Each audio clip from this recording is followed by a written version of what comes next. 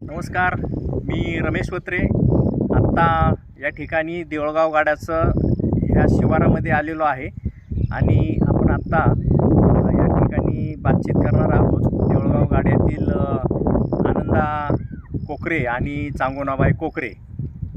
बातचीत करण्याचं औचित्य असं आहे की यांचा मुलगा कालच MPSCचा निकाल लागला आणि त्याच्यामध्ये तो फौजदार झाला आणि त्याचं सगळीकडं कौतुक होत आहे. आईवडील बकऱ्याकडं आहेत. आज त्याचा गावामध्ये मोठा सत्कार आहे. परंतु बकऱ्यांचं जे काम आहे ते काम केल्याशिवाय त्यांना गत्यंतर नाही. त्याच्यामुळं आज मुलाचा कौतुक सोहळा गावात असतानासुद्धा ते या ठिकाणी बकऱ्यामागं आहेत. आता ज्यावेळेस कार्यक्रम सुरू होईल त्यावेळेस त्यांना इथून नेलं जाईल.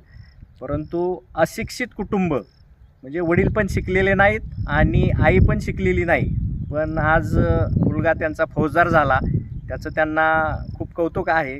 त्यांच्या चेहऱ्यावर समाधान दिसून येत आहे आणि ही कौतुकाची बाब आहे आपल्या सर्व परिसरासाठी. तर मी आता त्यांच्याशी संवाद साधतोय. शिकला का शाळा? नाही शाळा आम्ही शिकलो नाही. बरं. मुलांना कसं काय शिकवलं? मुलाला शिकवलं गणपतीमध्ये बरोबर शिकवलं. हां, बकऱ्याचा व्यवसाय हां, बरोबर त्या पद्धतीत शिकवलं. बरं. हां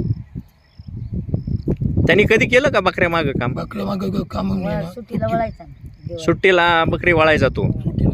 बरं. पण त्याला शिकवावं असं का वाटलं तुम्हाला? वाटलं ना म्हणजे आता कसं हां, बोला, बोल ना सांगा. समाधान तेवढीच आम्हाला आम्ही शिकवलं. बरं. काय वाटतं आता? आता आनंद वाटतोय आम्हाला. हां, बरं. मुलाला शाळा शिकवताना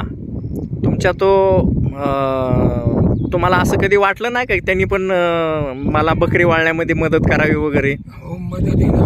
हां, सुट्टी तेवढीच केली ना. हां, बरं.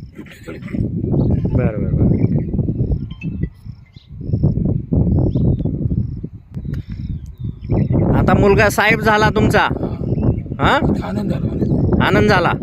मग आता बकरी वाळायचं बंद करणार का? आता बकरी वाळायचा व्यवसाय जे आहे ना हां, चालूच राहणार. तुमचा मुलगा साहेब झाला म्हणल्यावर तो म्हणला नका वळू म्हणलं. आहे धंदा हां, केलाच पाहिजे. बरं. धंदा केला पाहिजे. बरं. मुलाला अजून शिकवणार का? हा अजून शिकवणार? शिकवायचा आणि लय खर्च आला अजून तर मग खर्च आला तर योगा कसं आहे माहिती का? हां, आपल्या घरचे पिजूमधून बकऱ्यातून बरोबर हां, अजून जरी खर्च आला हां, तरी काही आनंद आहे.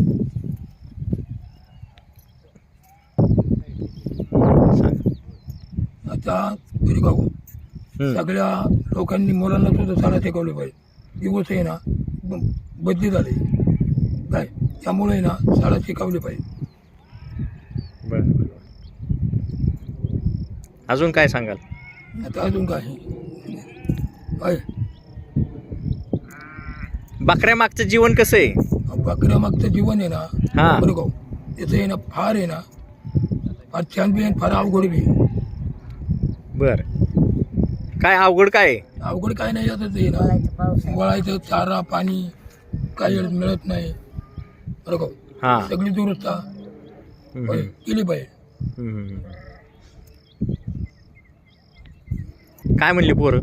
बरोबर मामा पेस आहे. व्यवसाय झाला हां, म्हणजे चांगली आनंदाची गोष्ट आहे. हां. तुम्हाला माहित होतं का तो पास होईल म्हणून? हा आम्हाला होते ना एवढी रेकॉर्ड काढली बरोबर म्हणजे होते ना माहिती आम्हाला पाच होणार म्हणलं. हां.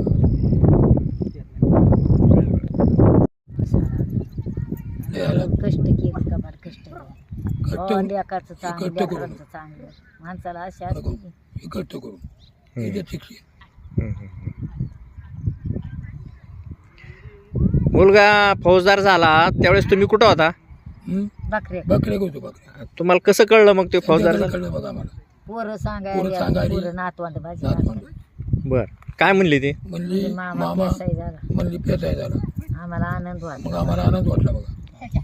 वाटतं आनंद वाटला बरोबर. आणि म्हणलं चांगली गोष्ट आहे हां हां हां यश आलं